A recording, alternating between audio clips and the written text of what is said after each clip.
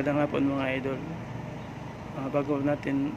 Bago tayo mag-umpisa mga idol, paki-follow my Facebook page mga idol. At saka paki-subscribe din sa YouTube channel ko mga idol.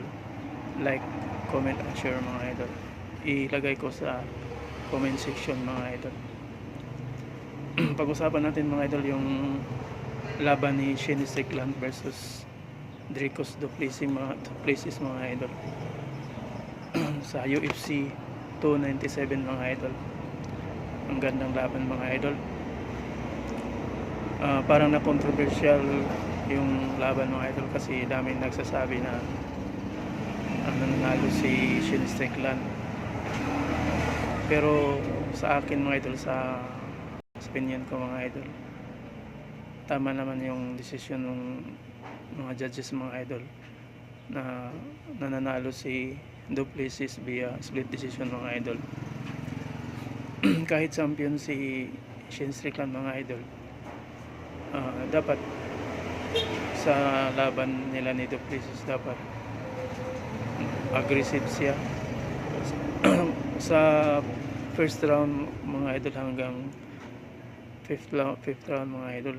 Ang ginagawa lang ni Shane Strickland, kumaka-counter lang mga idol. Si du Plessis, ang ginawa niya, aggressive siya mga idol. Malalakas yung mga jab street ni Shane Strickland mga idol, pero kaya naman tanggapin ni du Plessis. Tapos si du Plessis pag makatama mga idol, masasaktan si Shane Strickland mga idol. Saka kaya ang ginawa ni du Plessis, tama yung ginawa ni du Plessis mga idol, na aggressive siya, makapasok naman yung mga suntok niya. Maganda yung laban mga idol. Kaya sa akin mga idol, tama naman yung desisyon ng mga judges mga idol na via split decision mga idol. Kasi maraming mga strike ni du Plessis mga idol na tumama, kasi siya yung agresibo.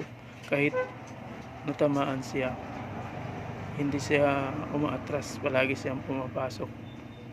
Kaya marami siyang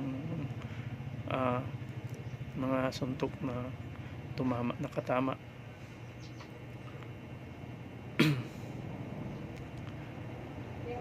Sige mga idol, hanggang dito lang mga idol. Salamat.